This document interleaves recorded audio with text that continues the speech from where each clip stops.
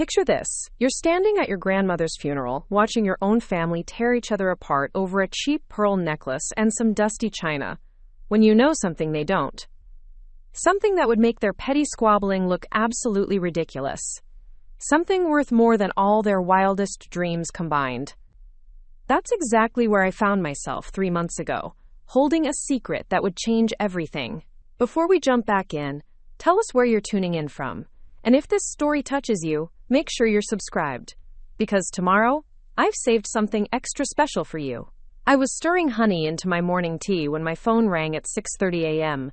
The caller ID showed a number I hadn't seen in years, but I recognized it immediately. Henderson, Baker and Associates. My stomach dropped before I even answered. Law firms don't call at dawn with good news. Miss Mitchell, this is Margaret from Mr. Henderson's office. I'm calling to inform you that your grandmother, Eleanor Mitchell, passed away peacefully in her sleep last night. The funeral arrangements have been made for Friday at St. Matthew's Episcopal Church in Riverside. The family has requested your attendance for the service and the reading of the will. The words hit me like cold water. Nana Eleanor was gone. The woman who had raised me after my mother died, who taught me to bake chocolate chip cookies and play chess on rainy afternoons, who always smelled like lavender and peppermint tea. The only person in my family who had never stopped believing in me, even when everyone else turned their backs. I hadn't spoken to her in 2 years. Not because I didn't want to, but because the rest of the Mitchell family had made it clear I wasn't welcome.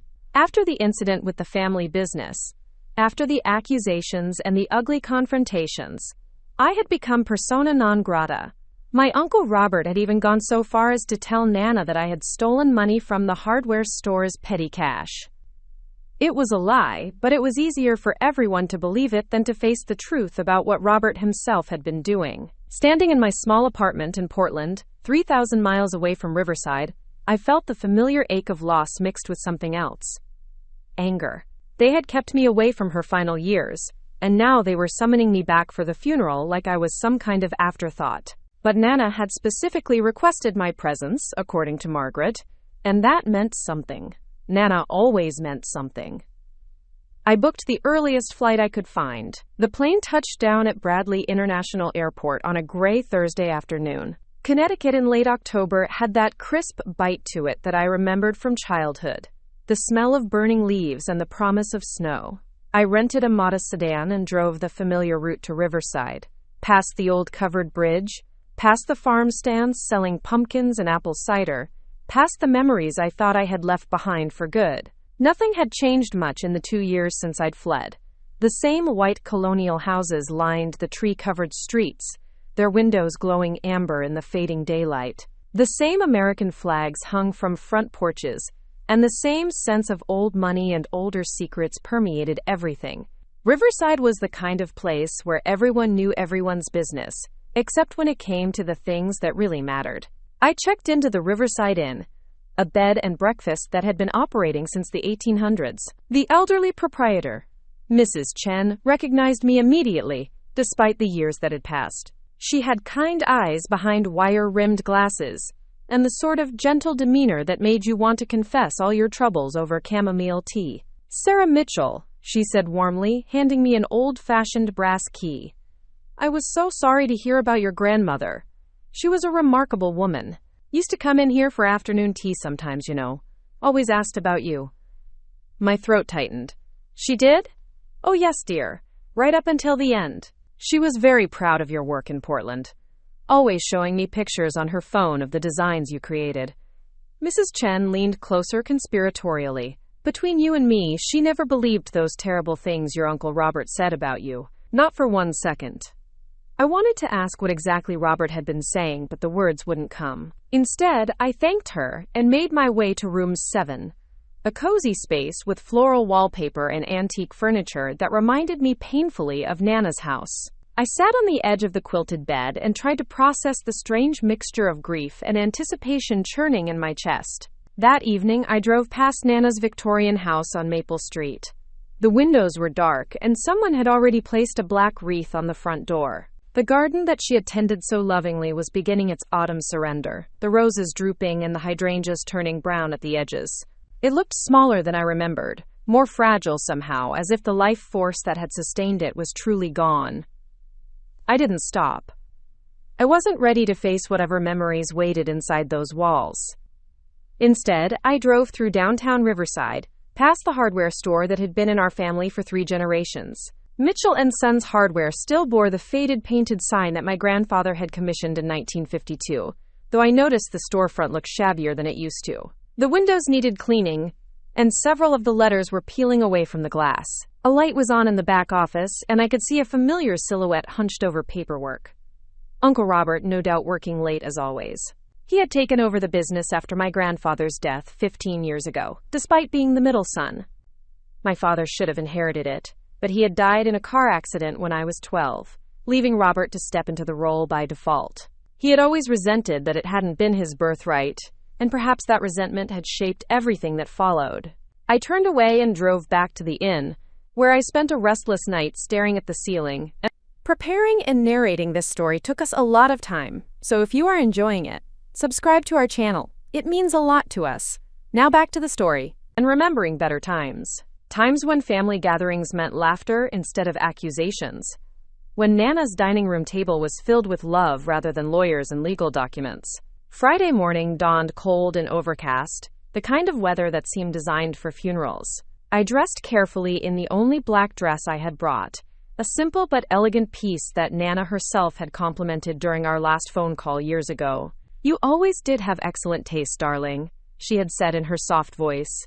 "Much better than the rest of this family." At the time, I had thought she was just being kind. Now I wondered if there had been more meaning behind her words. St. Matthew's Episcopal Church sat on a hill overlooking the Connecticut River, its stone spire reaching toward the gray sky like a prayer made visible. Cars lined the circular drive and overflowed into the adjacent parking lot. Nana had been well loved in Riverside, active in the church auxiliary and the historical society, always ready with a casserole when someone was sick, or a listening ear when someone needed to talk. I arrived early, hoping to avoid the inevitable awkward encounters with family members who had made their feelings about me abundantly clear. The sanctuary was already half full, filled with the soft murmur of hushed conversations and the occasional sob from someone who was genuinely grieving. White lilies adorned the altar, their sweet fragrance mixing with the scent of old wood and candle wax. Nana's casket sat at the front of the church, polished mahogany gleaming under the stained glass windows. She had chosen everything herself, I learned later, right down to the readings and the hymns. Even in death, Eleanor Mitchell was taking care of everyone else. I slipped into a pew near the back, hoping to remain inconspicuous. It was a futile hope. Within minutes, heads were turning, and whispers were spreading through the assembled mourners like ripples on a pond. Sarah Mitchell was back.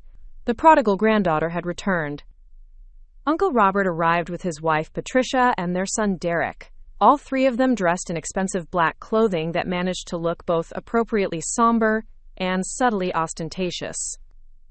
Robert had grown heavier in the years since I'd seen him, his face florid and his hair receding in a way that made him look older than his 58 years. Patricia, always impeccably groomed, wore a black suit that probably cost more than most people's monthly rent, her blonde hair perfectly styled despite the early hour. Derek, their 26-year-old son, looked uncomfortable in his ill-fitting suit. He had inherited his father's stocky build, but lacked the aggressive confidence that Robert wielded like a weapon. Instead, Derek had always struck me as weak, the kind of person who went along with whatever his parents wanted because it was easier than standing up for himself. They took their seats in the front row, the place of honor reserved for the closest family members. Robert nodded solemnly to various mourners, playing the role of the grief-stricken nephew to perfection. If I hadn't known better, I might have believed his performance. Uncle James arrived shortly after, looking genuinely devastated.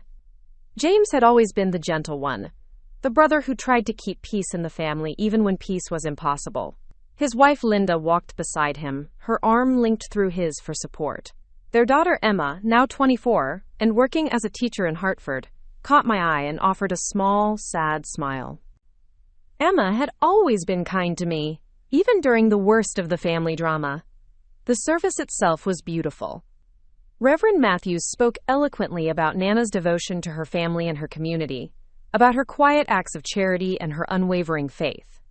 Friends and neighbors shared memories of her kindness, her wisdom, her legendary apple pie that won first prize at the county fair 7 years running. But it was the eulogy that Robert delivered that made my blood pressure rise. Standing at the pulpit in his expensive suit, he painted a picture of a devoted nephew who had cared for his aging aunt in her final years, who had managed her affairs and ensured her comfort. He spoke of family legacy and family values, of traditions passed down through generations. Aunt Eleanor believed in the importance of family, he said, his voice carrying easily through the sanctuary. She understood that some family members are more reliable than others, more trustworthy with the responsibilities that come with our name and our heritage. She made her final decisions based on love, but also on wisdom. The words were clearly directed at me, a not-so-subtle reminder that I had been found wanting and excluded from the inner circle. Several people in the congregation glanced back at me, their expressions ranging from curious to pitying. I kept my face carefully neutral, but inside I was seething. Robert was using Nana's funeral as an opportunity to justify whatever he had done to turn her against me.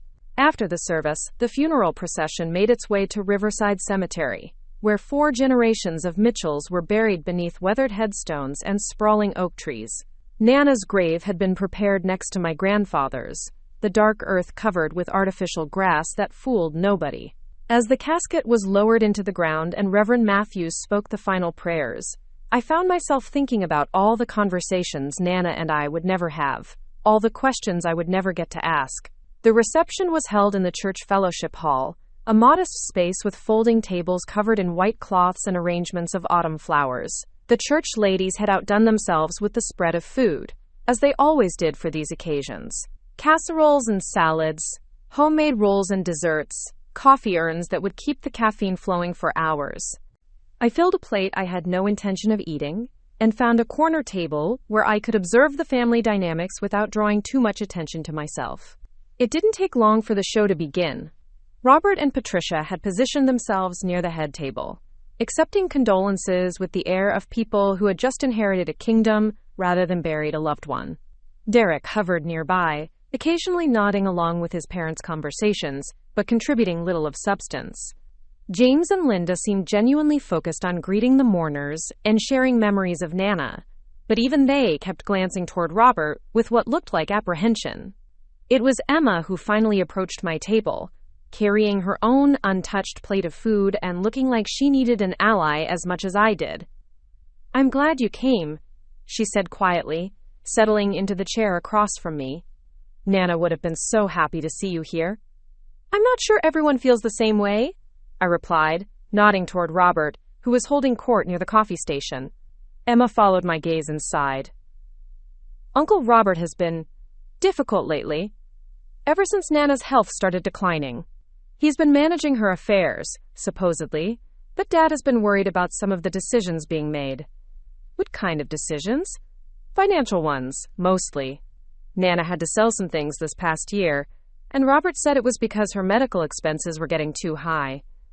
But she seemed fine when I visited her last month. Sharp as ever, you know. And she kept asking about you, wondering why you never called anymore." The guilt hit me like a physical blow. Robert told her I wanted nothing to do with the family.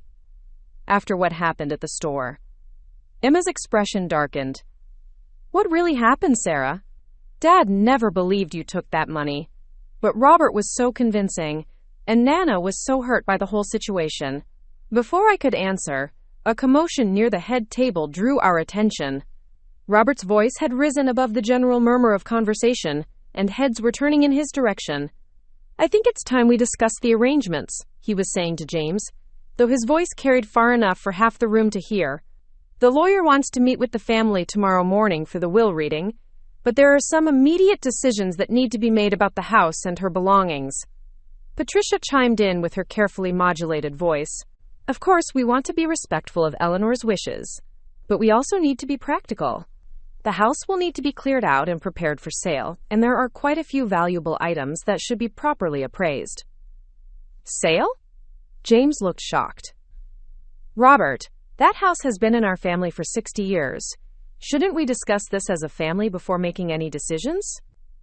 We are discussing it, Robert replied with barely concealed impatience.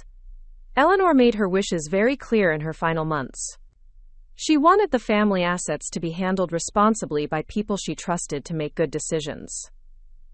The emphasis on people she trusted was clearly another dig at me, and I felt Emma's hand find mine under the table.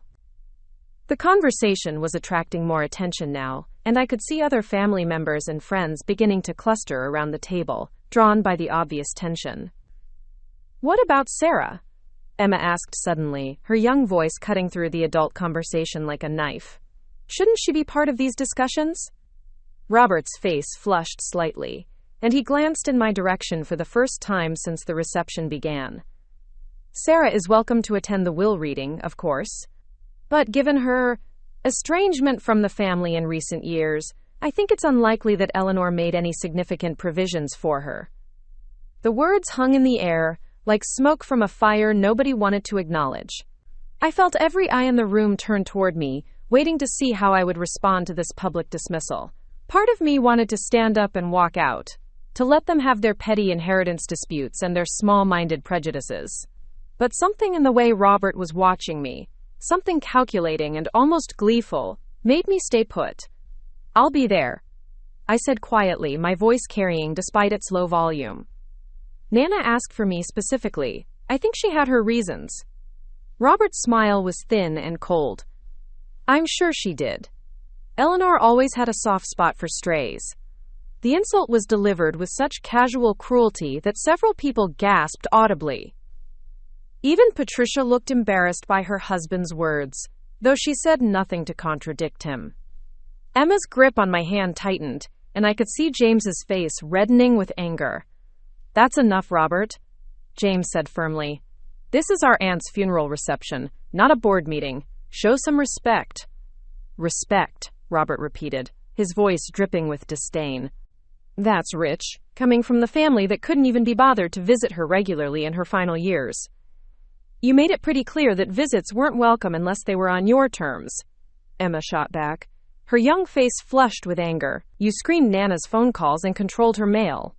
Dad tried to see her dozens of times, and you always had some excuse for why it wasn't convenient. Now the room was silent except for the soft clinking of coffee cups and the whispered conversations of people pretending not to eavesdrop on the family drama unfolding before them. Robert's face had gone from flushed to nearly purple, and I could see a vein throbbing in his temple. I protected Eleanor from family members who had already proven they couldn't be trusted, he said through gritted teeth.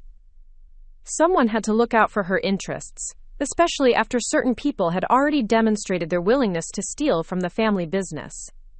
All eyes turned to me again, and I felt the familiar burn of shame and anger that had driven me away from Riverside in the first place. But this time, instead of running, I found myself standing up slowly, meeting Robert's gaze with as much dignity as I could muster.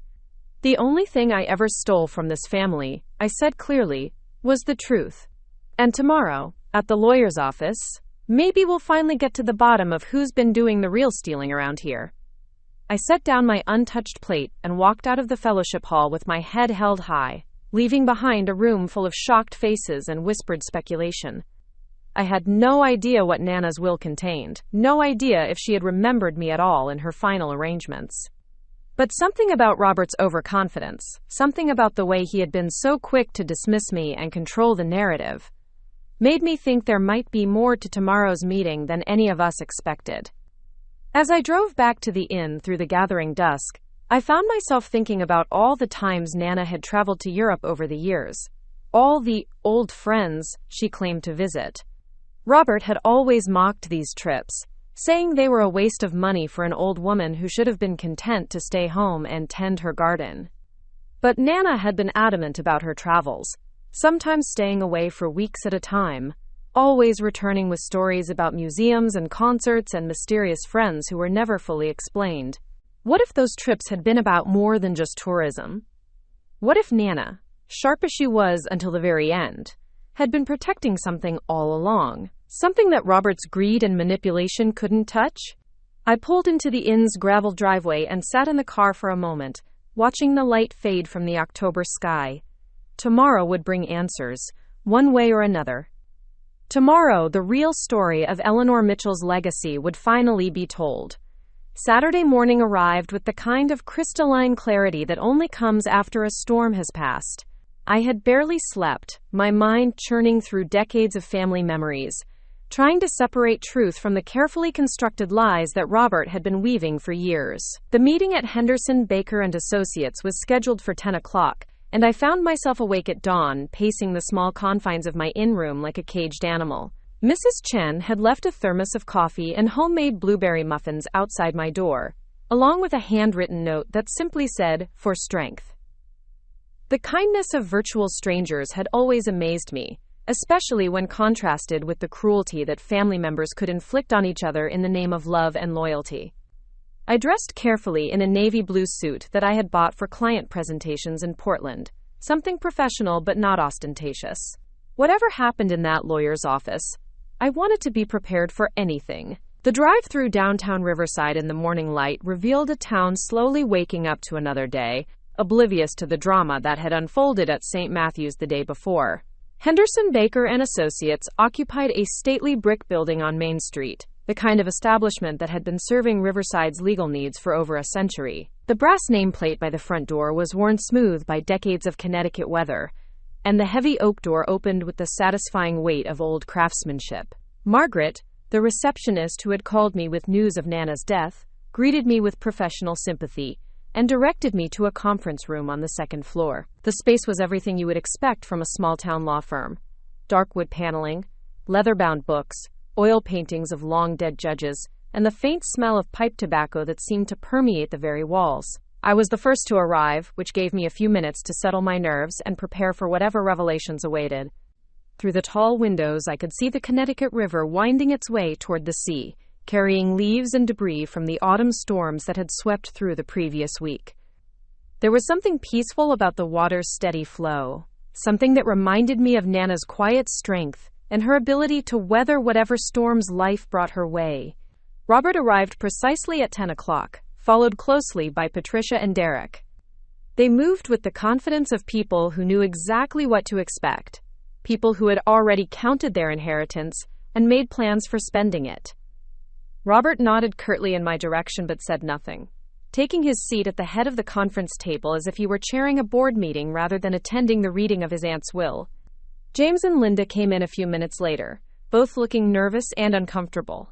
Emma had driven down from Hartford and slipped into the chair beside me, offering a supportive squeeze of my hand under the table.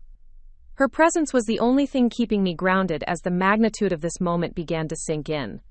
Mr. Henderson himself entered the room at exactly 10:15, a distinguished gentleman in his 70s with silver hair and the kind of piercing blue eyes that suggested he had seen every variety of human greed and family dysfunction in his long career.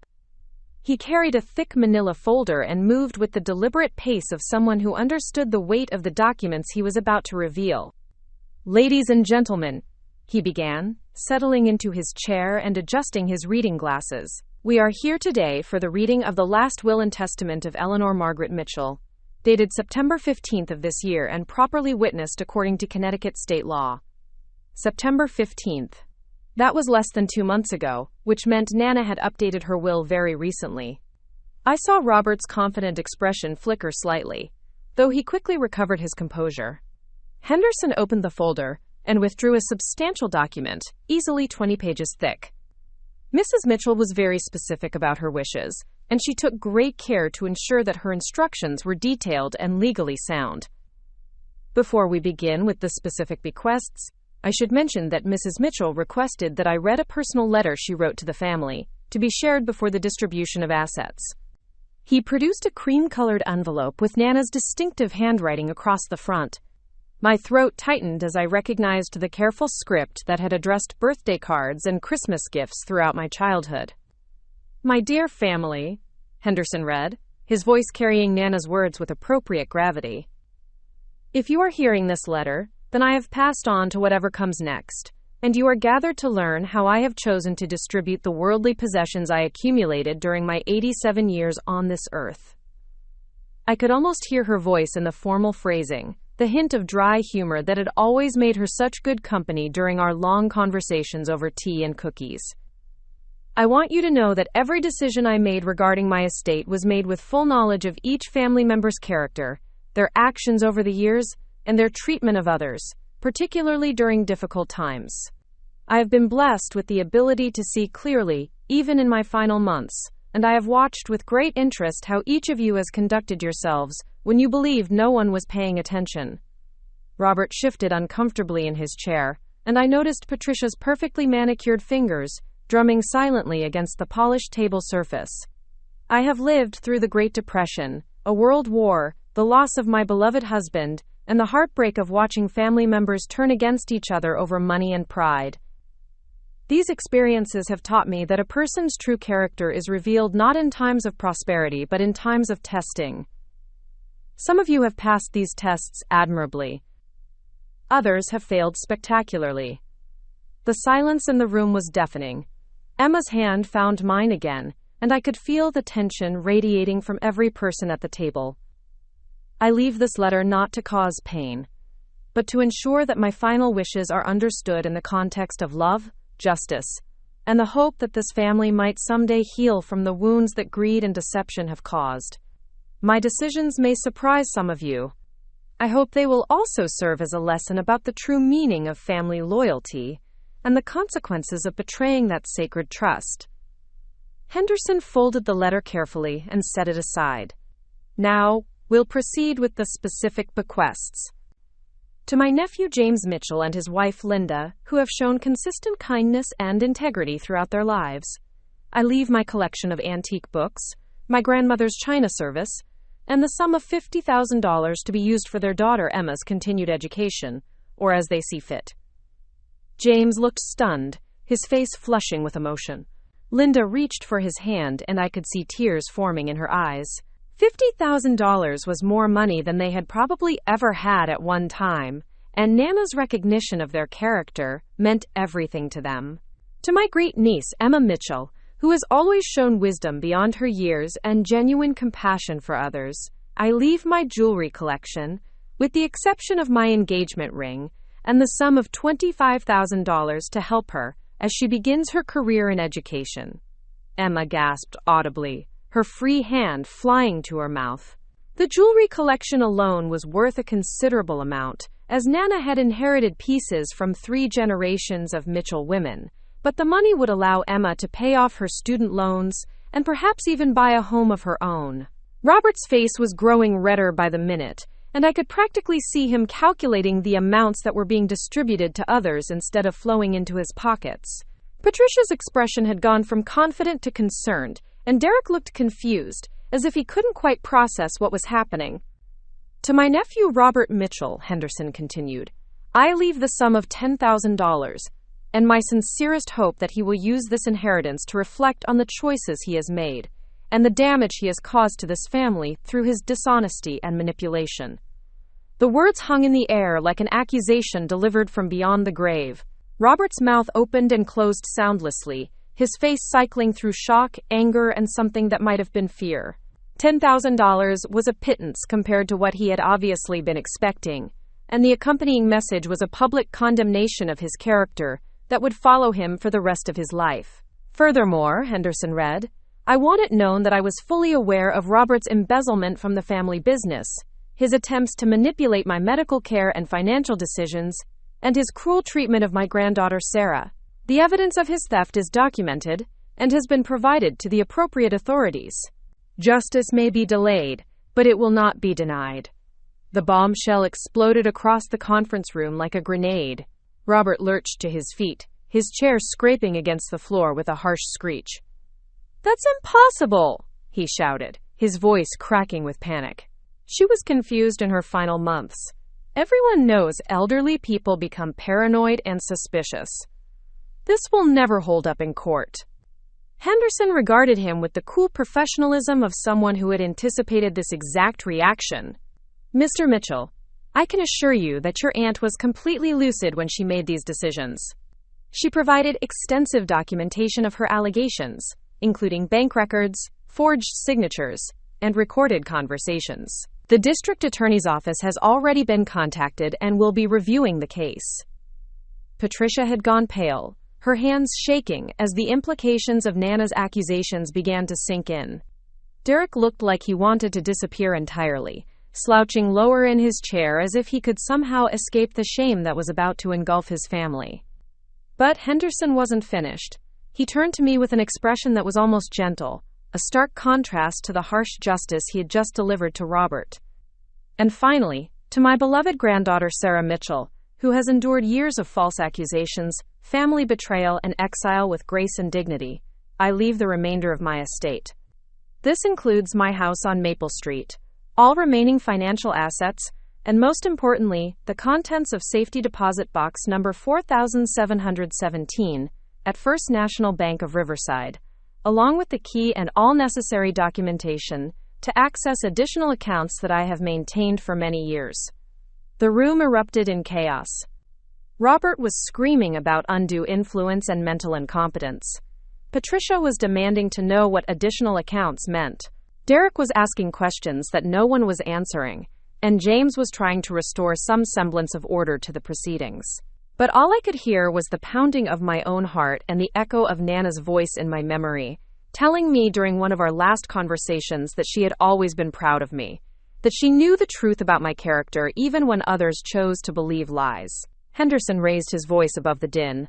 "There are additional documents that Mrs. Mitchell requested be given directly to Sarah, to be opened privately. The safety deposit box contains further instructions and information that she felt should not be disclosed in this public setting." He handed me a sealed envelope along with a small brass key. The envelope was thick, and I could feel the weight of whatever secrets Nana had been keeping all these years. Robert was still ranting, threatening lawsuits and investigations, but his words seemed to be coming from very far away. Patricia was demanding to know the total value of the estate, insisting that they had a right to know what they were being cheated out of. But Henderson simply gathered his papers and announced that the meeting was concluded. The will was legally binding, and any challenges would need to be filed through the appropriate court procedures. As the family filed out in various states of shock and rage, Emma lingered beside me. "Sarah," she whispered, "what do you think is in that safety deposit box?" I stared down at the key in my palm, feeling its weight like a promise waiting to be fulfilled. "I don't know," I admitted, "but I think we're about to find out that Nana knew a lot more about this family's secrets than any of us ever realized." The walk to First National Bank felt like a pilgrimage, each step carrying me closer to truths that had been hidden for decades. Emma had offered to come with me, but I knew this was something I needed to face alone. Whatever Nana had left for me in that safety deposit box, whatever secrets she had been guarding all these years, they were meant for my eyes only.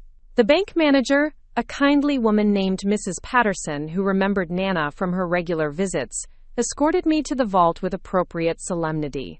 The safety deposit box was larger than I had expected, and when she inserted her key alongside mine and lifted the metal lid, I was greeted with the sight of carefully organized documents, several small velvet jewelry boxes, and what appeared to be multiple passbooks from banks I didn't recognize. But it was the letter on top, written in Nana's unmistakable handwriting and addressed simply to "My dearest Sarah," that made my hands tremble as I picked it up. "My darling girl," the letter began, "if you are reading this, then my final gambit has succeeded, and you now know that I never stopped believing in you, never stopped loving you, and never stopped planning for the day when justice would finally be served to those who wronged you." I had to pause, blinking back tears that threatened to blur the carefully written words. "I know you must be wondering about the safety deposit box, about the quote, additional accounts that Mr. Henderson mentioned, about the trips to Europe that Robert always mocked. My dear, your grandmother was never just a simple small-town widow tending her garden and baking cookies for church socials. I was a woman with resources, connections, and a very long memory for injustice." My hands were shaking so badly now that I had to set the letter down on the small table Mrs. Patterson had provided. The jewelry boxes contain pieces that have been in our family for generations, but more importantly, they contain documentation that will prove once and for all that you were innocent of Robert's accusations. The passbooks will show you accounts that I have maintained in Switzerland for over 30 years, accounts that Robert never knew existed. Accounts that are now yours to use as you see fit. Switzerland. The pieces of the puzzle were beginning to fall into place. Nana's mysterious trips, her secretive phone calls, her ability to maintain her independence, even as Robert tried to control every aspect of her life. I opened my first Swiss account in 1993, shortly after your grandfather died, and Robert began showing his true colors with regard to the family business. I saw the way he looked at what he considered, quote, his inheritance. The way he treated employees and customers. The way he spoke about family members who weren't present to defend themselves. I knew then that he would eventually try to steal everything he could get his hands on, and I began preparing. I opened the first passbook with trembling fingers. The numbers swimming before my eyes didn't make sense at first. Too many zeros. Far too many zeros. Every year, I transferred money from my accounts here in Riverside to accounts in Zurich and Geneva. Not large amounts at first, just enough to avoid attention from someone like Robert, who was always watching everyone else's finances with hungry eyes. But over 30 years, with careful investment and compound interest, those small transfers grew into something substantial. The account balance in the first passbook was $3 million. The second account showed $8 million. The third, which appeared to be some kind of investment portfolio, was worth over $4 million. I sank into the chair. Mrs. Patterson had thoughtfully provided, the magnitude of Nana's secret wealth washing over me like a tidal wave. She had been playing a long, patient game while everyone around her saw only an elderly widow with modest means. I know this must be overwhelming, darling. I know you're probably wondering why I lived so simply when I had access to such resources. The answer is that I wanted to see who this family really was when they thought there was nothing substantial to inherit. I wanted to watch Robert's true character emerge, wanted to document his theft and manipulation, wanted to give him enough rope to hang himself with his own greed. The final pages of the letter contained detailed instructions for accessing the accounts, contact information for private bankers in Switzerland who had been expecting my eventual arrival, and a complete dossier of evidence documenting Robert's embezzlement from the hardware store, his forged documents attempting to gain control of Nana's local assets, and his systematic campaign to isolate her from family. By the time you read this, Robert will have received his $10,000 inheritance and the public humiliation of having his crimes exposed. But that is only the beginning of his troubles. The evidence I have compiled will ensure that he faces criminal charges for his theft, and the civil lawsuit that my attorneys are prepared to file will strip him of everything he has stolen over the years. The letter concluded with words that made tears stream down my face despite my best efforts to maintain composure. My darling Sarah, you have endured more pain and injustice than any person should have to bear. But you survived it all with your integrity intact, your compassion undiminished, and your strength unbroken. This inheritance is not just money, it is vindication. It is proof that goodness and patience are ultimately rewarded, that truth eventually triumphs over lies, and that love is more powerful than greed. I sat in that small, windowless room in the bank vault for over an hour, reading and rereading Nana's letter, examining the passbooks and documents, trying to process the reality that my life had just changed in ways I could never have imagined. The shy, broken woman who had fled Riverside 2 years ago with nothing but a suitcase and a wounded heart was now one of the wealthiest people in Connecticut. But more important than the money was the knowledge that Nana had seen through Robert's lies from the very beginning. She had known I was innocent, had been documenting his crimes, had been planning this moment of revelation for years. I wasn't just inheriting her wealth, I was inheriting her justice. When I finally emerged from the vault, Mrs. Patterson was waiting with the kind of knowing smile that suggested she had been aware of at least some of Nana's secrets. Your grandmother was a remarkable woman, she said quietly as she escorted me back to the main floor of the bank. She came in here every few months for years, always with that same determined look in her eyes. She told me once that she was preparing a surprise for her family, something that would set things right after years of watching good people get hurt by bad people. I thanked her and walked out into the afternoon sunshine, my purse now containing documentation that would change not just my life, but the entire trajectory of the Mitchell family legacy. Robert thought he had won when he destroyed my reputation and drove me away from Riverside.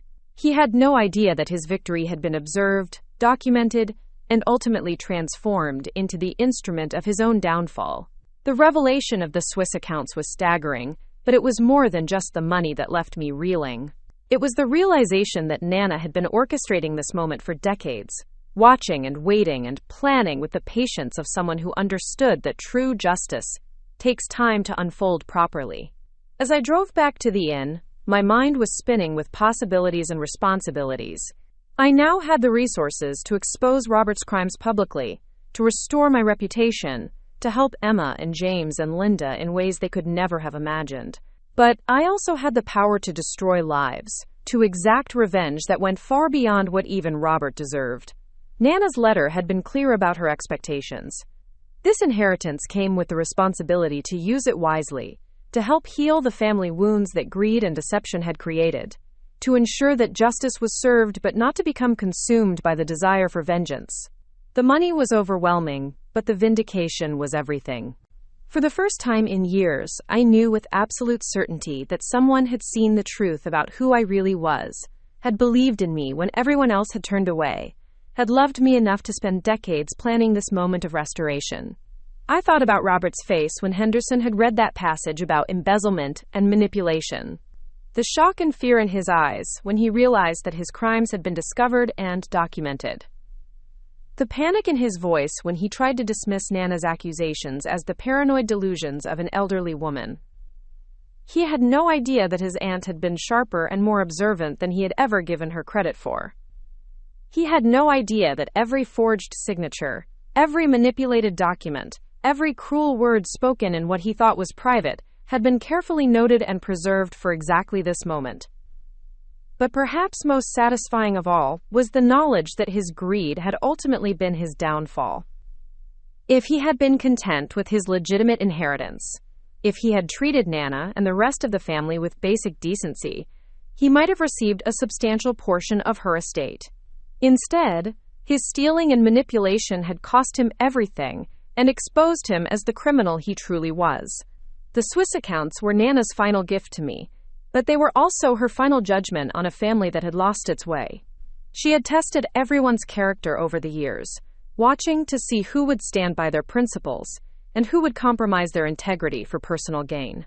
The distribution of her estate reflected those observations with surgical precision. As the full magnitude of the situation began to sink in, I realized that this was more than just an inheritance, it was a responsibility. Nana had entrusted me with not just her wealth, but with her mission to restore justice and healing to a family that had been torn apart by lies and greed. The question now was what I would do with this incredible gift, how I would honor Nana's memory while also protecting myself from the legal and personal attacks that were sure to come when Robert and Patricia realized the true scope of what they had lost, how I would use this power to heal rather than simply to hurt. But those were decisions for tomorrow. Tonight, I would simply sit with the knowledge that I had been loved, believed in, and vindicated in ways I could never have imagined. Tonight, I would finally allow myself to grieve properly for the woman who had saved me twice. Once when she raised me as a child, and again when she restored my honor as an adult. The Swiss bank accounts were just the beginning. The real inheritance was the knowledge that truth and justice, patience and love, were ultimately more powerful than all the greed and deception in the world. The hardware store looked different in the harsh light of Tuesday morning, its familiar facade now seeming like a stage set, designed to hide the corruption that had been festering behind its weathered walls for years. I sat in my rental car across the street, watching through the plate glass windows as Robert moved around inside, his usual swagger replaced by the jerky movements of a man whose world was crumbling around him. 3 days had passed since the will reading. 3 days since the revelation of the Swiss accounts had turned my understanding of everything upside down. I had spent those days in my room at the inn, poring over the documents Nana had left, making secure phone calls to banks in Zurich and Geneva, and slowly piecing together the full scope of what she had been planning for so many years. But today, I needed to understand the beginning. Today, I was going back to where it all started, to the moment when an 18-year-old girl fresh out of high school had walked into Mitchell & Sons Hardware with dreams of learning the family business, and carrying on a tradition that stretched back 3 generations. The bell above the door chimed the same melody it had played for 60 years as I stepped inside. The smell hit me immediately. Motor oil and fertilizer, metal shavings, and the peculiar mustiness that comes from decades of accumulated inventory. It was the scent of my childhood, of Saturday mornings spent following my grandfather around as he explained the difference between various screws and bolts, of summer afternoons when my father would let me help customers while he worked on the books in the back office. Robert was behind the counter, his face bearing the haggard look of someone who hadn't slept properly in days. When he saw me, his expression cycled through surprise, anger, and something that might have been fear before settling into a mask of forced civility. "Sarah," he said, his voice carefully neutral, "I didn't expect to see you here." "I needed to see it again," I replied, letting my gaze wander over the familiar aisles, the hand-lettered signs that had been there since my grandfather's time, the pegboard displays that held everything from picture-hanging wire to lawnmower spark plugs. "It's been a long time since I've been back." "Yes, well," Robert shifted uncomfortably, his hands fidgeting with a stack of invoices. "I suppose you'll be wanting to gloat about your inheritance, though I should warn you, we're contesting the will. Eleanor wasn't in her right mind toward the end, and everyone knows it." I turned back to face him, studying the man who had shaped so much of my adult life through his lies and manipulation. He looked older than his 58 years, his hair thinning more rapidly than I remembered, his face carrying the kind of deep-set stress lines that come from living with the constant fear of discovery. "Tell me about the summer I turned 18, I said quietly. "Tell me about the money that went missing from the petty cash drawer." Robert's face flushed, but he maintained his defensive posture. "You know perfectly well what happened. $300 disappeared over the course of 2 weeks, and you were the only one with access besides myself and your father. When confronted, you became belligerent and defensive instead of taking responsibility for your actions." The lies came so smoothly, delivered with such practiced conviction, that I almost wondered if he had come to believe them himself over the years. But I could see the truth in his eyes, in the way his gaze couldn't quite meet mine, in the slight tremor in his hands as he spoke. "I was belligerent," I agreed. "I was 18 years old, and I was being accused of stealing from my own family. Of course I was upset. But I didn't take that money, Robert. We both know who did." "I don't know what you're implying." "I'm not implying anything. I'm stating facts." I reached into my purse and withdrew one of the manila folders that had been waiting for me in Nana's safety deposit box. Facts that Eleanor documented very carefully over the years. Robert's face went pale as I set the folder on the counter between us. His name was written across the tab in Nana's careful handwriting, along with dates spanning nearly 15 years. "She knew," I continued, opening the folder to reveal bank statements, photocopied receipts, and what appeared to be surveillance photographs. "She knew about the petty cash. She knew about the vendor payments you redirected to your personal account. She knew about the insurance claim you filed for equipment that was never actually damaged. She knew about all of it, Robert." His mouth opened and closed silently as he stared down at the evidence of his crimes spread across the counter. The photographs were particularly damning, showing him making deposits at various banks around the county, deposits that corresponded exactly to missing funds from the hardware store's accounts. "This is impossible," he whispered finally. "Eleanor never came to the store. She didn't understand business finances." "She understood plenty," I replied. "She also had friends. People who worked at banks. People who noticed patterns in deposit amounts and timing. People who were willing to ask questions when an elderly woman expressed concern about her nephew's financial activities." I pulled out a thick stack of bank statements, all bearing Robert's name and account numbers. The deposits highlighted in yellow marker told a story of systematic theft that stretched back over a decade. Small amounts at first, but growing bolder and larger, as Robert became more confident that he wouldn't be caught. "The missing petty cash was just the beginning, wasn't it?" I asked. $300 to test whether anyone was paying attention. "When you successfully blamed me for that theft, it gave you the confidence to try bigger things. Vendor payments that never reached their intended recipients. Inflated expense reports. Equipment purchases that existed only on paper. Robert was gripping the edge of the counter so tightly that his knuckles had turned white. You can't prove any of this. These could be forgeries. Eleanor was old and confused. She was 97 years old and sharper than you'll ever be, I shot back. And these aren't forgeries. The FBI Financial Crimes Unit will be able to verify every single transaction when they begin their investigation. The mention of federal investigators seemed to drain what little color remained from Robert's face. He sank onto the stool behind the counter, suddenly looking every one of his 58 years and then some. You have to understand, he said, his voice barely above a whisper. The business was struggling. Your father's death left us in a terrible financial position. I was just trying to keep the family legacy alive. By stealing from it? By doing whatever was necessary to survive. The words exploded out of him, with the force of years of suppressed guilt and rationalization.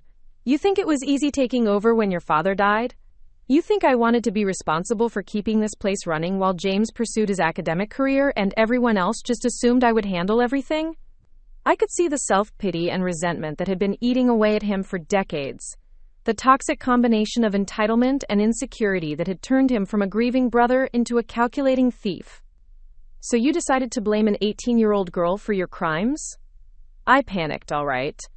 Robert's composure was completely gone now, his carefully maintained facade cracking like ice under pressure. The petty cash discrepancy was noticed by the bookkeeper, and she was asking questions. You were right there, you had access, and I thought if I could just deflect attention away from myself until I could replace the money. But you never replaced the money. You took more. I was going to pay it all back. I had investments, deals that were supposed to pay off. I just needed time. The classic embezzler's refrain, the same excuse that had been used by countless criminals throughout history.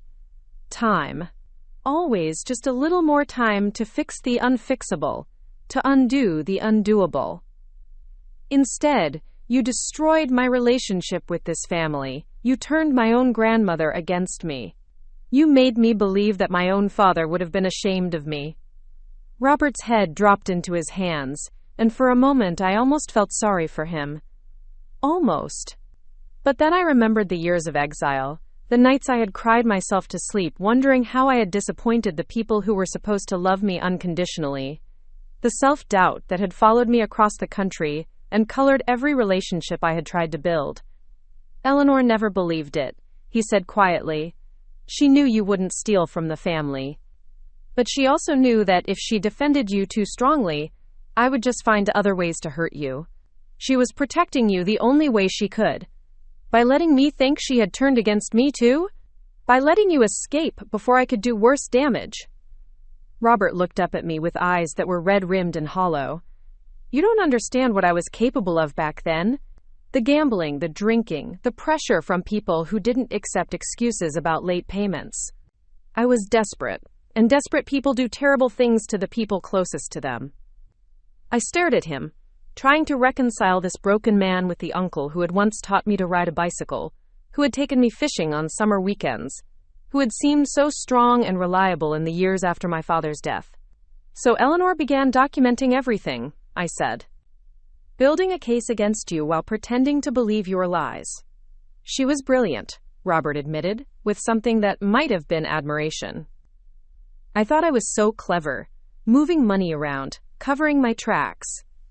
But she was always one step ahead, always watching, always recording. She turned my own arrogance against me. The bell above the door chimed again, and we both turned to see Patricia entering with Derek trailing behind her. Her perfectly composed facade slipped when she saw me standing at the counter with documents spread between Robert and myself. What is she doing here? Patricia demanded, her voice sharp with the kind of panic that comes from realizing that carefully constructed lies are beginning to unravel. She knows, Robert said simply. Eleanor left her everything. Bank records, photographs, witness statements. She knows about all of it. Patricia's face went through the same color changes that Robert's had, shifting from angry red to sickly pale in the space of a few seconds. Derek looked confused, glancing between his parents with the expression of someone who was beginning to realize that his comfortable life had been built on a foundation of theft and deception. "This is harassment," Patricia said, though her voice lacked conviction. "We don't have to listen to these accusations from someone who was expelled from the family for stealing." "Actually, you do," I replied calmly. "Because in about an hour, Detective Morrison from the State Police Financial Crimes Unit will be here with a warrant to seize all business and personal financial records related to Mitchell & Sons hardware." Eleanor provided them with quite a comprehensive overview of what they should be looking for. The silence that followed was broken only by the hum of the ancient fluorescent lights and the distant sound of traffic passing on Main Street. Patricia sank into the chair beside Robert's desk, her perfectly styled facade finally cracking to reveal the fear underneath. "How much do they know?" she asked quietly. "Everything." I began collecting the documents from the counter, sliding them back into their folder with deliberate care. "The diverted vendor payments that helped finance your kitchen renovation 3 years ago. The inflated insurance claims, after that convenient break-in that somehow only targeted items that were mysteriously uninventoried. The fictional employees whose paychecks were deposited into accounts that you controlled." Derek made a strangled sound that might have been a sob or a laugh. "Mom, Dad, what is she talking about? What employees?" Robert and Patricia exchanged a look that spoke of years of shared secrets and mutual complicity. The web of lies they had woven around their son was beginning to unravel, and they both knew it. "We did what we had to do to survive," Patricia said defensively. "This business was failing when Robert took it over. We saved it. We kept your grandfather's legacy alive." "You used it as your personal bank account," I corrected. "You stole from vendors, from employees, from insurance companies, and from customers. You built your comfortable life on fraud and theft, and when the evidence started pointing in your direction, you destroyed an innocent person's reputation to protect yourselves." The weight of their crimes was finally settling on them. The reality that their carefully maintained secret was now in the hands of law enforcement professionals who specialized in following money trails and building cases that would stand up in federal court. "What do you want?" Robert asked finally. "Money? We could work out some kind of arrangement, a payment plan to make things right." "I want justice," I replied. The same thing Eleanor wanted. The same thing she spent 15 years documenting and preparing for. "But surely we can reach some kind of understanding," Patricia interjected. "Family should stick together, work things out privately." "Family?" I let the word hang in the air between us. "You destroyed this family when you chose theft over honesty. When you chose to sacrifice an innocent person to protect your guilty consciences. You want to talk about family loyalty now that you're facing the consequences of your choices?" Derek was staring at his parents with an expression of growing horror as the magnitude of their crimes began to sink in. "How long?" he asked quietly. "How long have you been stealing?" Robert couldn't meet his son's eyes. "It started small, just borrowing against future profits to cover temporary shortfalls. But then the economy turned, and competition from the big box stores started eating into our margins and—" 15 years, I said when Robert's voice trailed off. 15 years of systematic theft from a business that employed 12 people and served this community for 3 generations. 15 years of lies and cover-ups and destroyed reputations. The sound of car doors slamming outside drew our attention to the front windows. 2 unmarked sedans had pulled up to the curb, and I could see Detective Morrison getting out of the first vehicle along with what appeared to be several FBI agents in dark suits. "They're here," I said unnecessarily. "Eleanor's gift to this family. The truth. Finally delivered by people with badges and subpoena power." Robert stood up slowly, his movements those of a man who knew his world was about to end. Patricia was crying now, quiet sobs that spoke of years of suppressed guilt finally finding their voice. Derek just sat in stunned silence, watching his parents face the consequences of choices he had never known they were making. The bell above the door chimed one last time as Detective Morrison entered with his team, their professional calm a stark contrast to the emotional chaos they were walking into. Morrison was a thin man in his 40s with graying temples, and the kind of patient demeanor that suggested he had seen every variety of white-collar criminal reaction over the course of his career. "Mr. Robert Mitchell?" he asked, though the question was clearly a formality. "Yes, I'm Detective Morrison with the Connecticut State Police Financial Crimes Unit. We have a warrant to search these premises and seize financial records related to Mitchell & Sons Hardware. We also have warrants for your arrest and that of Patricia Mitchell on charges of embezzlement, fraud, and conspiracy." The reading of rights that followed seemed to echo strangely in the familiar space of the hardware store, the formal language of law enforcement overlaying childhood memories of Saturday mornings and summer afternoons. Robert and Patricia were handcuffed with professional efficiency, their protests and pleas falling on ears that had heard similar claims of innocence countless times before. Derek was allowed to remain free pending further investigation, though Morrison made it clear that his financial activities would be scrutinized as part of the ongoing case.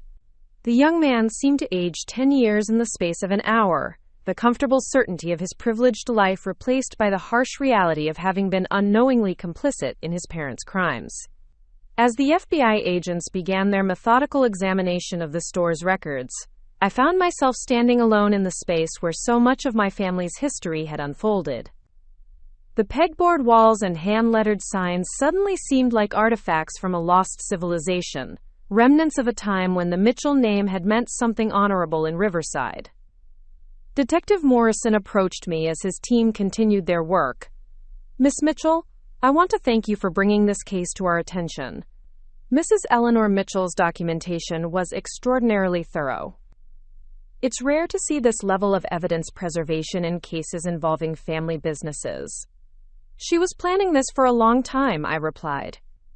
"I think she knew it would eventually come to this." The Swiss bank accounts were an interesting touch, very methodical, very patient. She was essentially building a parallel financial structure while documenting the systematic destruction of the legitimate business. She wanted to make sure there was something left to rebuild when the truth finally came out. Morrison nodded thoughtfully.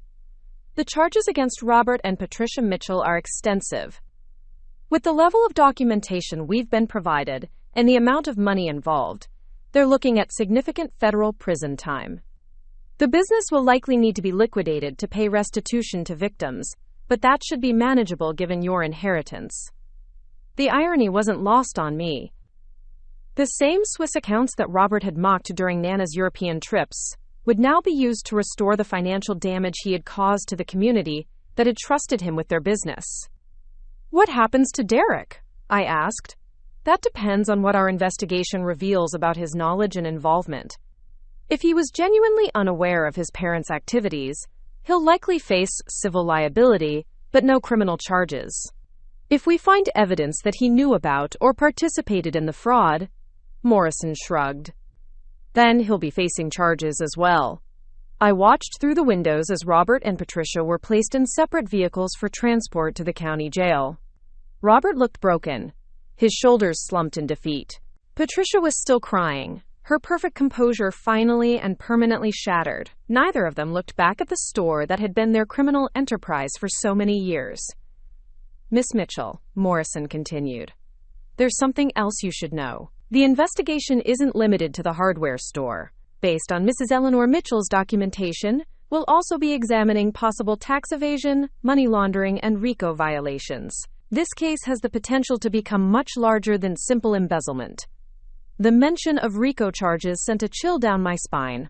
The Racketeer Influenced and Corrupt Organizations Act was typically used against organized crime families, but it could also apply to ongoing criminal enterprises that used legitimate businesses as fronts for illegal activities. "How much money are we talking about?" I asked. Preliminary estimates suggest over $2 million in direct theft, with additional damages from fraud and tax evasion that could push the total much higher. But again, that's all recoverable, given your inheritance situation. $2 million? The number was staggering, representing decades of systematic theft from a business that had supported multiple families and served an entire community. Robert and Patricia hadn't just stolen money, they had stolen trust, stolen security, stolen the faith that people had placed in the Mitchell family name. But Eleanor had been preparing for this day, building her Swiss accounts not just as an inheritance for me, but as a restoration fund for the damage her nephew had caused. Even in death, she was still protecting the people she loved and trying to heal the wounds that greed had created. As the FBI agents continued their methodical documentation of evidence, I found myself thinking about the 18-year-old girl who had walked out of this store 15 years ago, with her reputation in ruins and her family relationships destroyed. She had been innocent of the crimes she was accused of, but she had also been naive about the depth of corruption that could exist within her own family. The woman standing here today was different. Older, wiser, and now armed with both the resources and the knowledge needed to ensure that justice was finally served.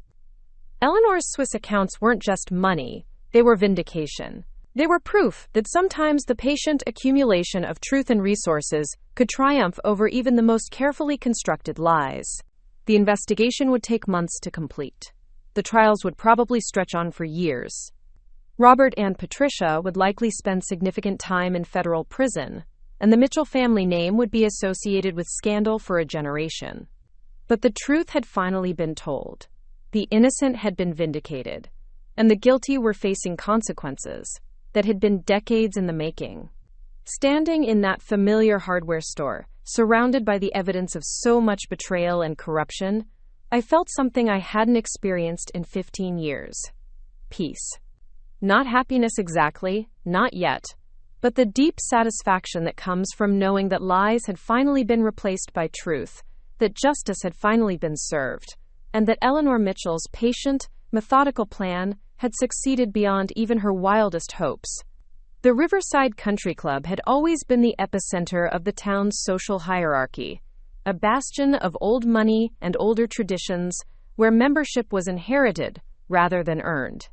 I hadn't set foot in the club since I was a teenager, when my family's membership had been quietly revoked after the scandal at the hardware store. Now, 6 months after the FBI raids and the arrests, I was walking back through its mahogany-paneled doors as one of the wealthiest residents of Riverside. The transformation in how people treated me was immediate and jarring. Club members who had crossed the street to avoid speaking to me 15 years ago were now approaching with warm smiles and invitations to charity luncheons. The same people who had whispered about my supposed theft from the family business were now eager to discuss investment opportunities and philanthropic endeavors. I had come to the club for a specific purpose, though it had nothing to do with renewing old social connections. Patricia Mitchell was having lunch with her legal defense team, a meeting she probably thought was private and secure. What she didn't know was that her former cleaning lady, Maria Santos, had been one of Eleanor's most reliable sources of information over the years, and Maria now worked part-time in the club's catering department. "She's in the Magnolia Room," Maria whispered as she passed my table with a tray of appetizers. "Third door down the east hallway. They've been talking for 2 hours about plea bargains and asset forfeiture."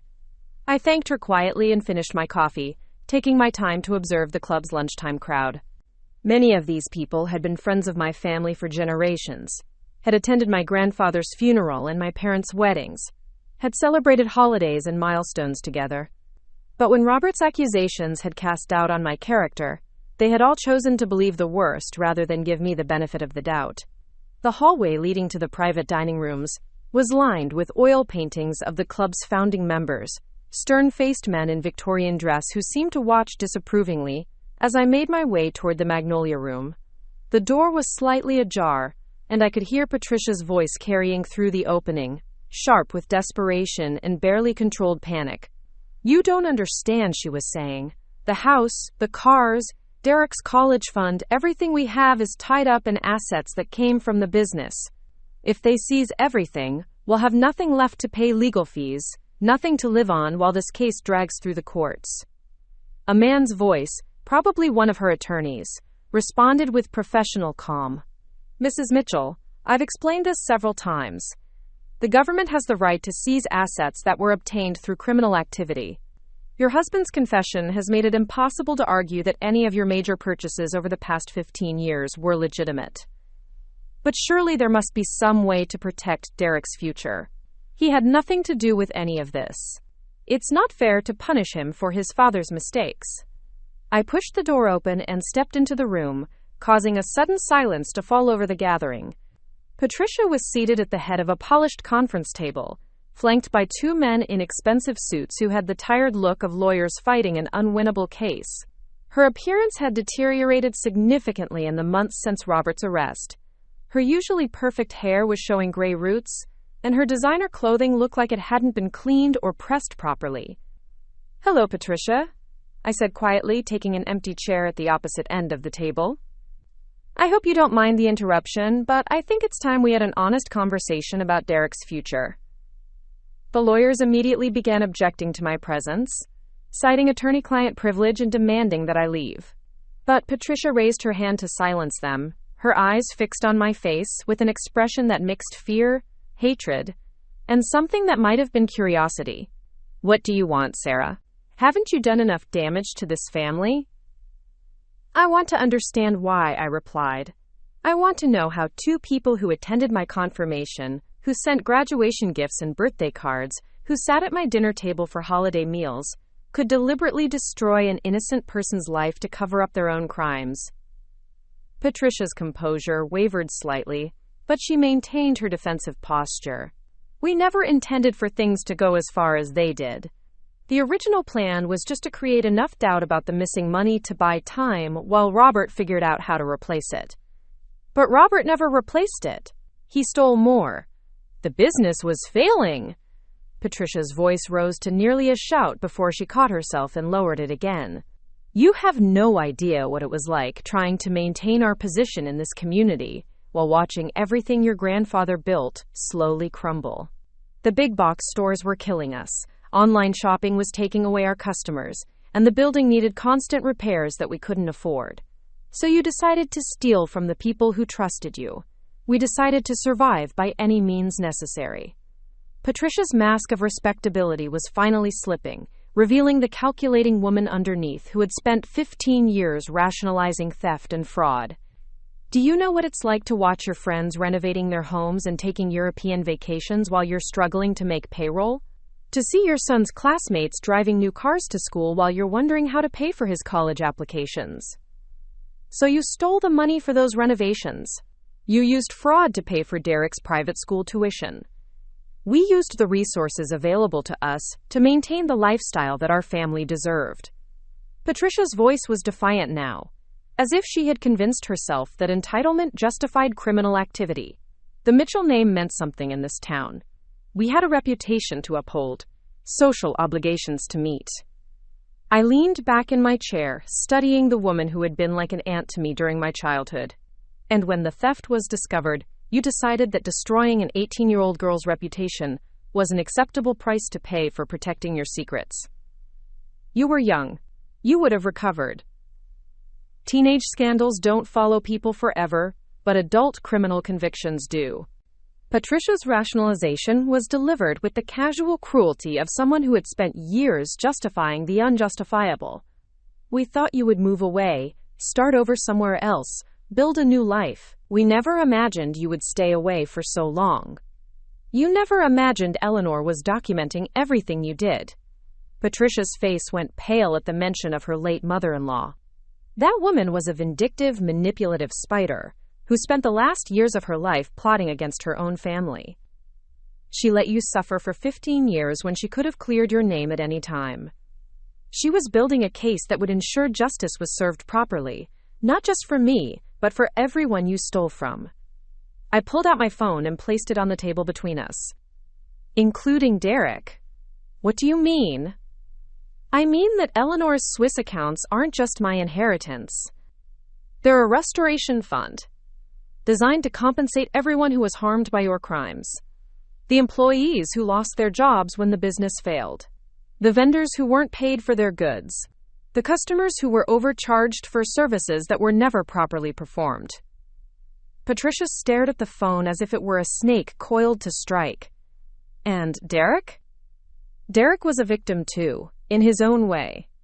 He grew up believing his father was an honest businessman, that his family's comfortable lifestyle was legitimately earned. Finding out that everything he thought he knew about his parents was a lie, that's a kind of theft too. I touched the screen of my phone, and Patricia could see that I was recording our conversation. Her lawyers began objecting again, but I held up my hand to stop them. I'm not here to gather evidence for the prosecution. They have more than enough already, thanks to Eleanor's documentation. I'm here to offer Derek something his parents never gave him. A choice. What kind of choice? Patricia asked warily. The choice to make things right. The choice to help repair the damage your family caused instead of just running away from it. I leaned forward, making sure Patricia could see the sincerity in my eyes. Eleanor left specific instructions about how her Swiss accounts should be used.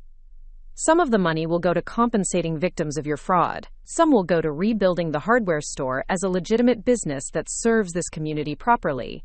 And some has been set aside for Derek's education in future, on one condition, which is that he earns it honestly, that he spends the next 10 years working to understand the damage his family caused and figuring out how to help repair it, that he uses his education and his advantages to build something constructive, instead of just living off wealth that was stolen from other people. Patricia's lawyers were whispering urgently in her ear, probably advising her to end this conversation immediately. But I could see something in her expression that suggested she was actually listening, actually considering what I was offering. You're talking about forgiveness, she said finally. I'm talking about redemption. For Derek, not for you and Robert. You made your choices as adults, with full knowledge of right and wrong. Derek was a child when this started, and he's been living with the consequences of your decisions his entire life. And what happens to Robert and me in your grand plan for redemption? I met her gaze steadily.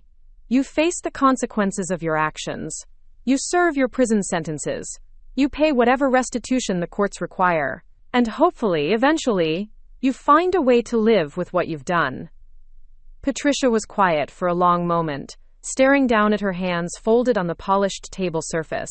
When she looked up again, there were tears in her eyes for the first time since this conversation had begun.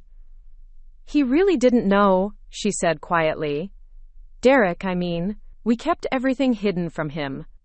Even when the FBI came to the house, even when we were arrested, he kept asking what was happening, kept saying there had to be some mistake. I know, Eleanor knew too. That's why she made provisions for him in her will. Why are you doing this?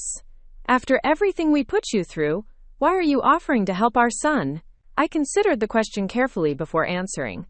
Because this cycle of lies and betrayal has to stop somewhere. Because Derek deserves the chance to build an honest life that his parents never gave him. And because Eleanor believed that redemption was possible, even for families as broken as ours. Patricia's tears were flowing freely now. 15 years of suppressed guilt and shame finally finding their release. Her lawyers sat in uncomfortable silence, probably unused to dealing with clients who were confronting the emotional reality of their crimes, rather than just the legal consequences.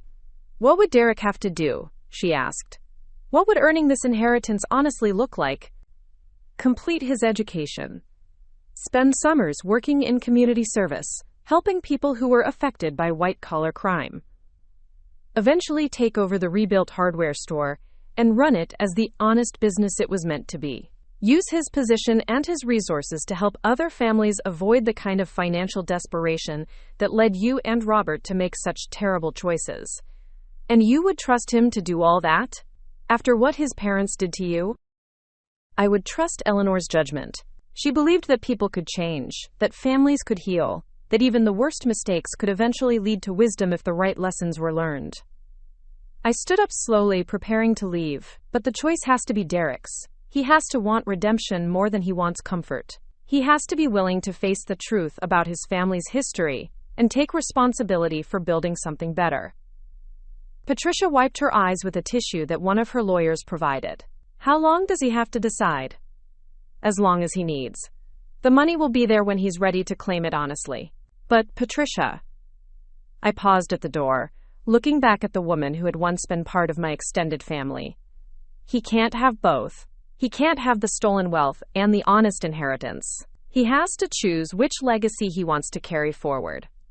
I left the three of them sitting in the Magnolia Room, probably contemplating how this offer would affect Patricia's legal strategy and plea negotiations. But the real decision wouldn't be made by lawyers or judges. It would be made by a 26-year-old man who was just beginning to understand the true cost of his family's crimes. 3 weeks later, I was standing in the empty shell of what had once been Mitchell & Sons hardware, watching a construction crew install new electrical wiring and modern heating systems.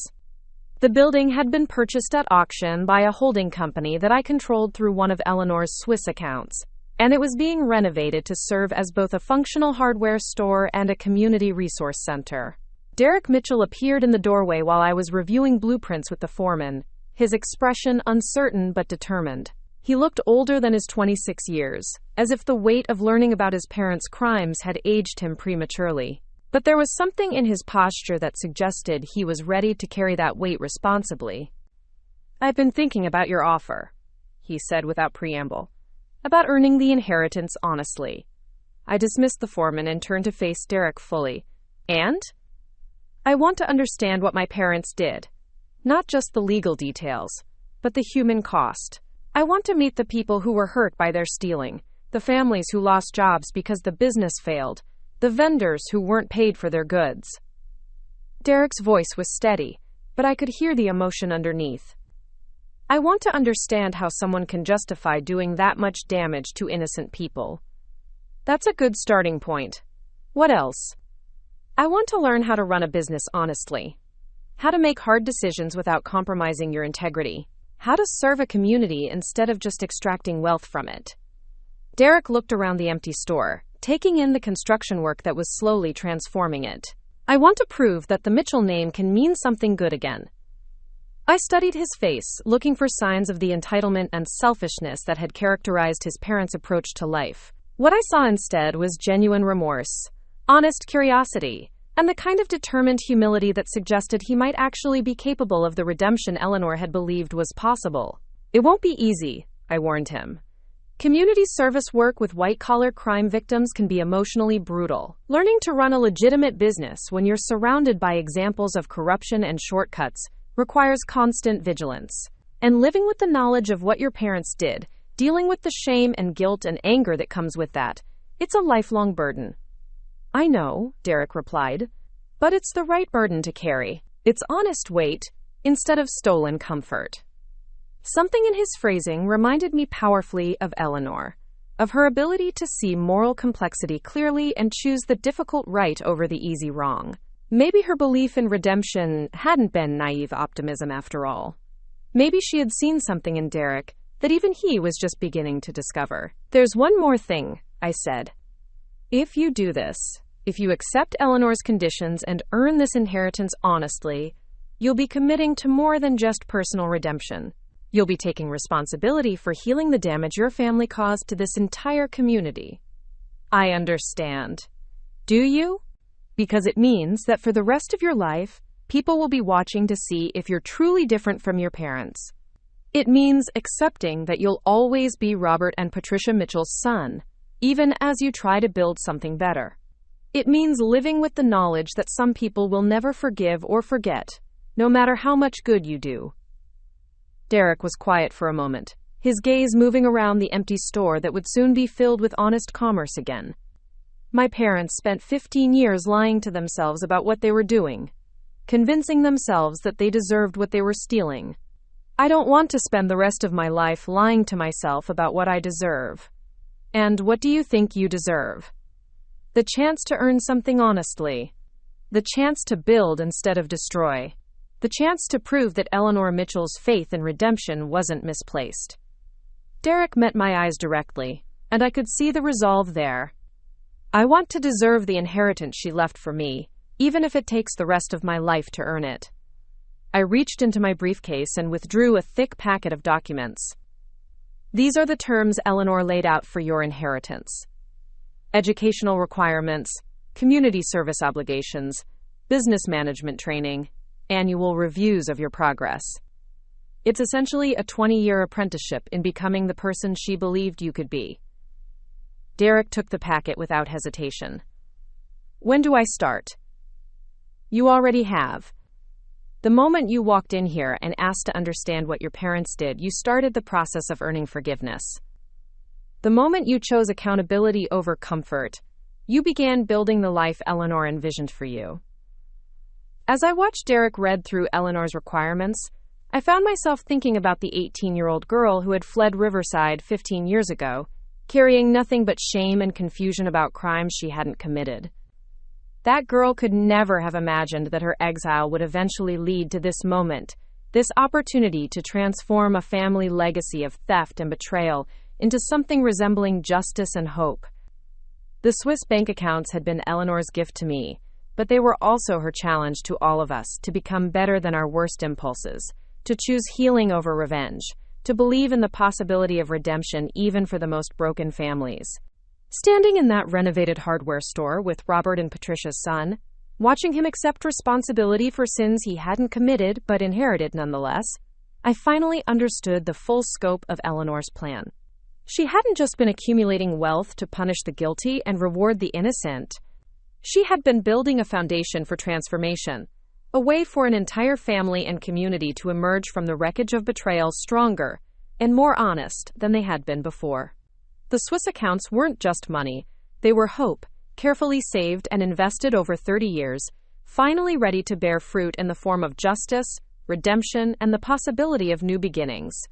6 months later, the renovated Mitchell & Sons hardware reopened with Derek behind the counter, learning to serve customers honestly, while also coordinating victim compensation efforts and community service programs. The store was busy from opening day, partly because of curiosity about the Mitchell family drama, but mostly because the community genuinely needed a locally owned hardware store that prioritized service over profit. Robert and Patricia were both serving federal prison sentences, their appeals having been denied, and their assets liquidated to pay restitution.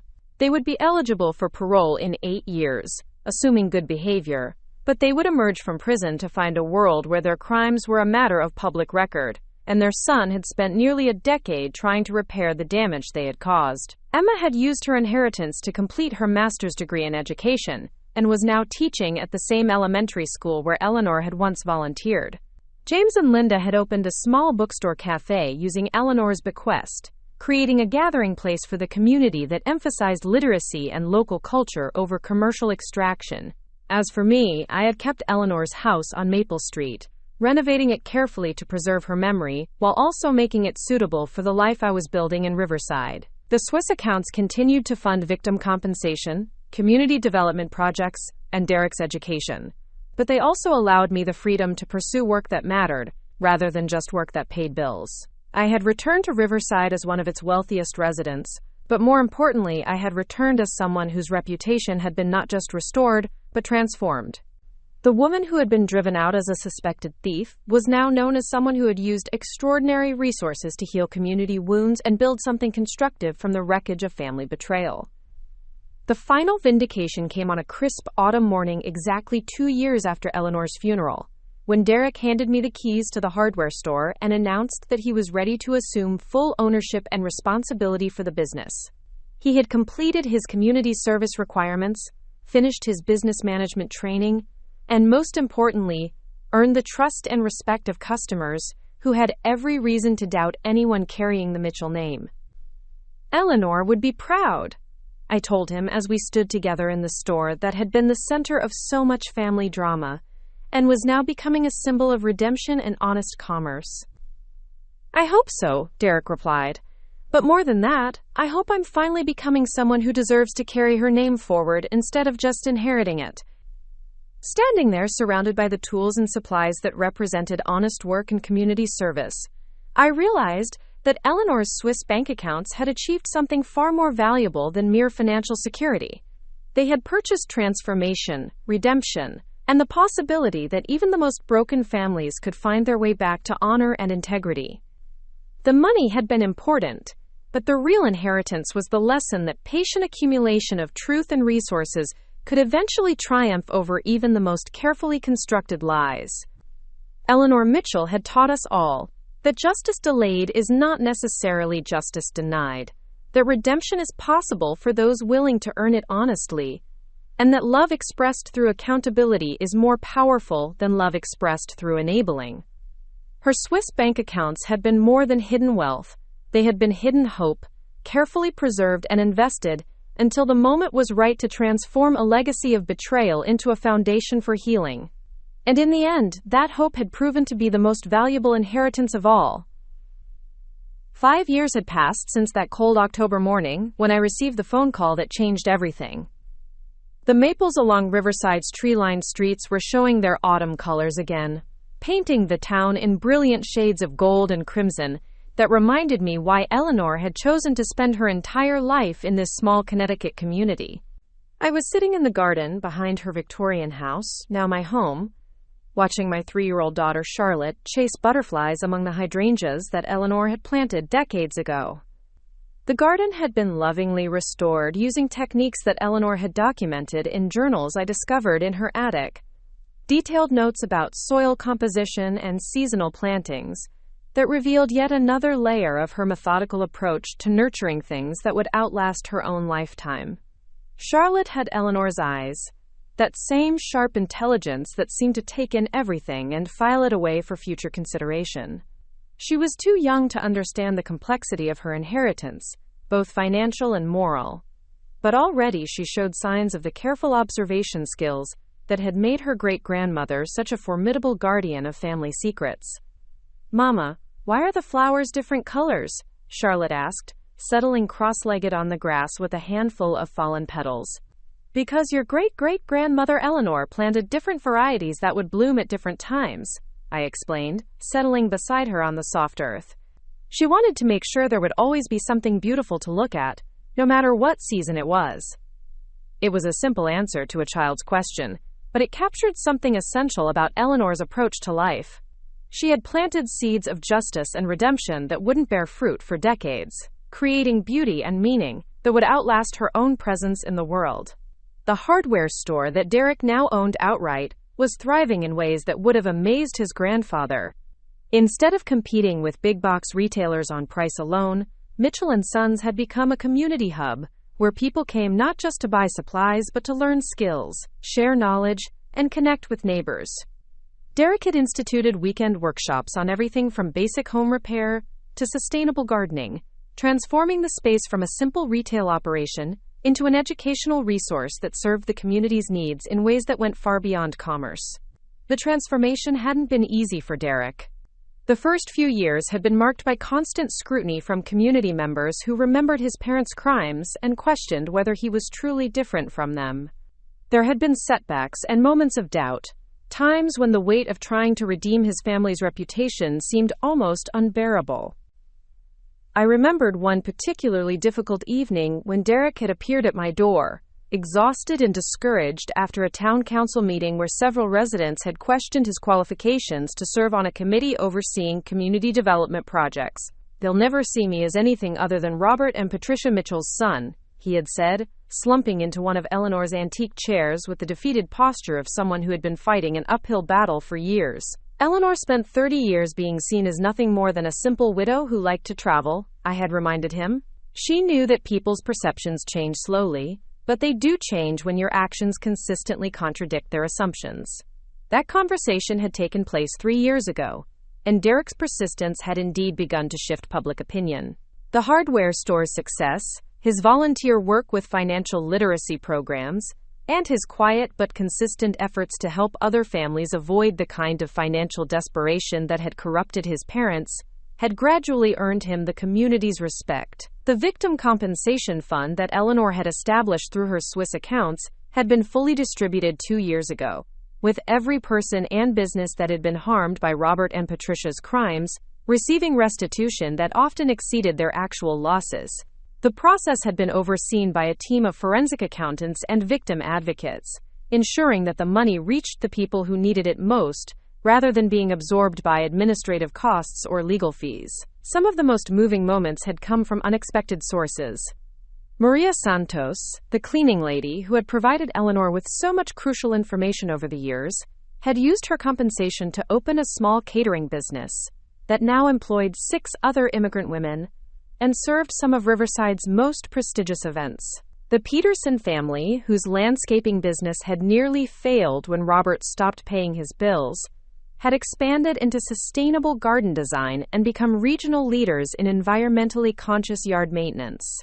But perhaps the most significant transformation had occurred within my own relationship with forgiveness and family.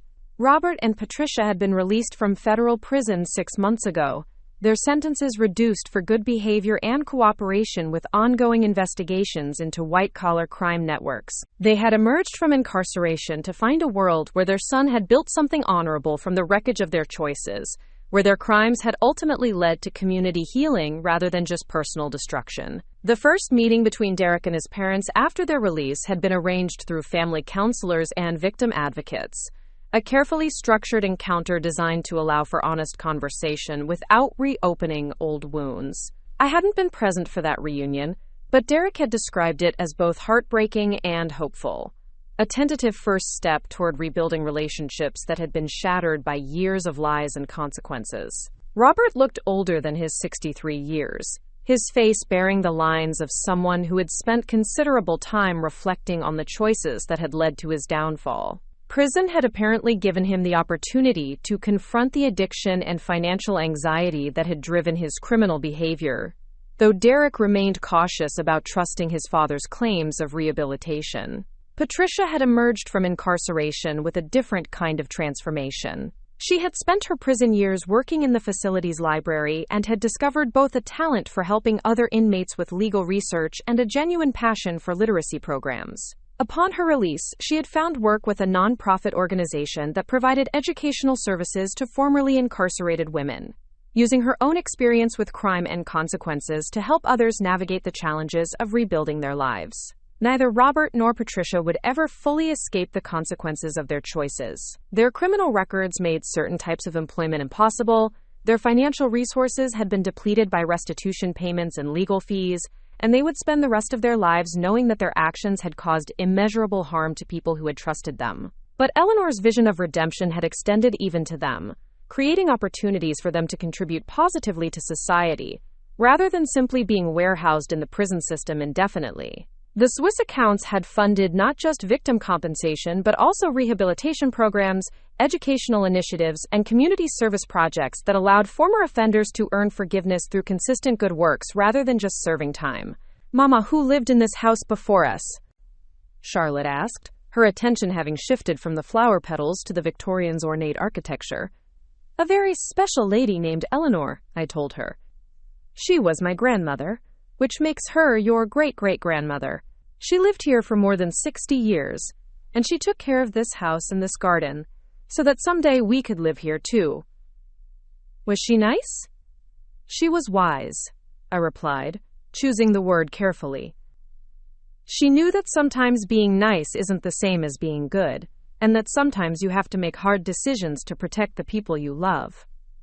Charlotte nodded solemnly, as if this distinction made perfect sense to her 3-year-old understanding of the world.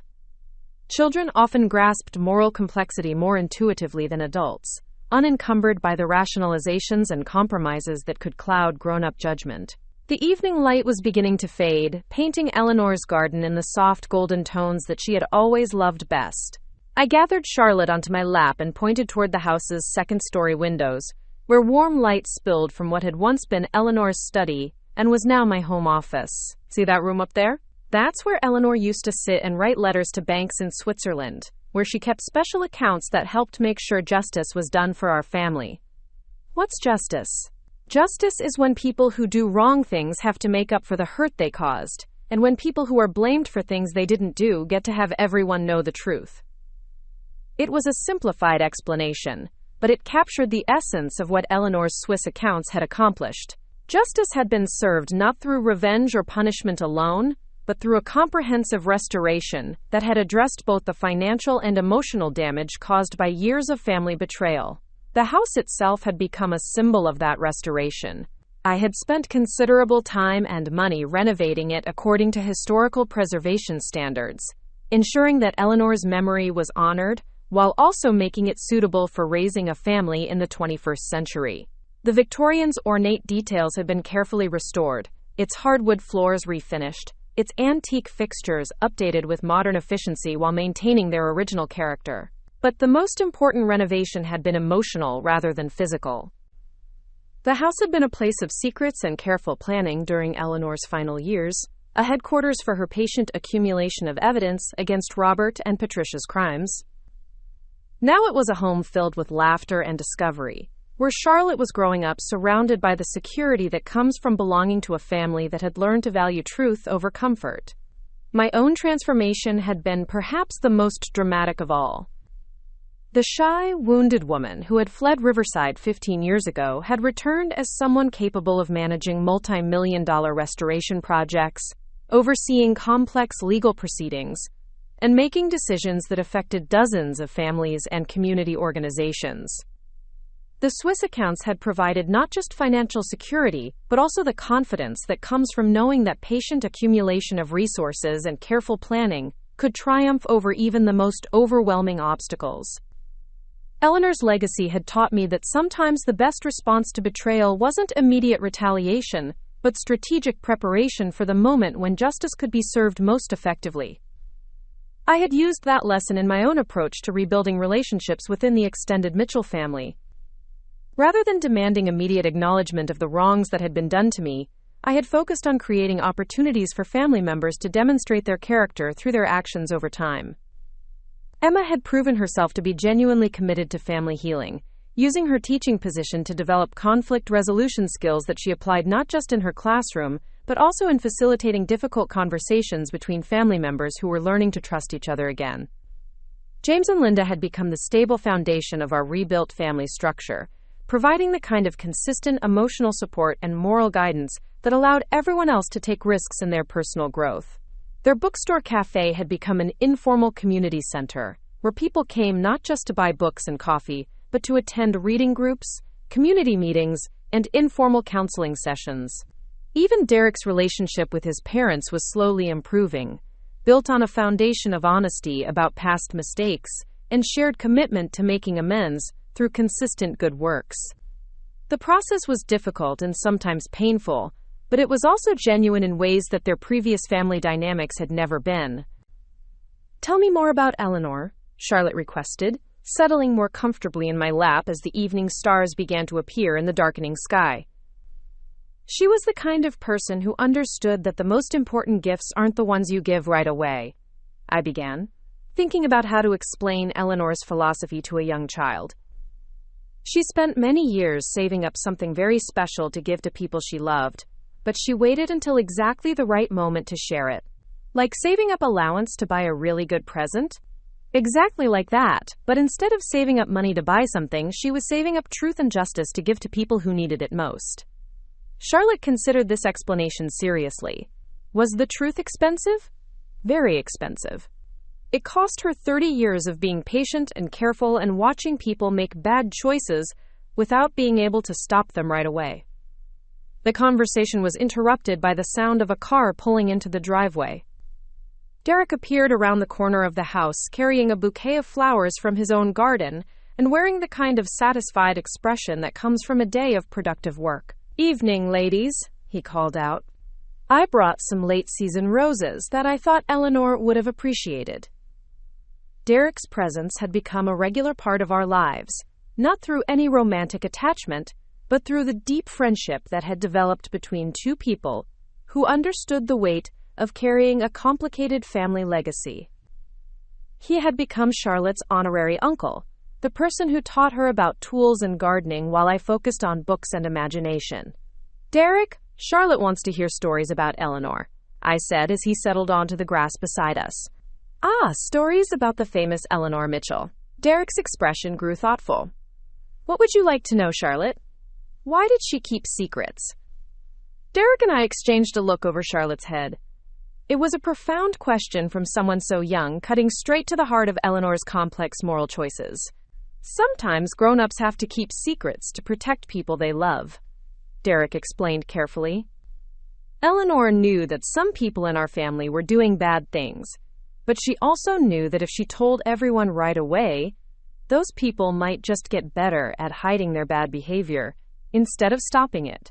So she waited until she could prove it? Exactly. She waited until she had enough proof that everyone would have to believe the truth, and until she had enough resources saved up to help fix all the damage that had been done. Charlotte nodded as if this made perfect sense to her.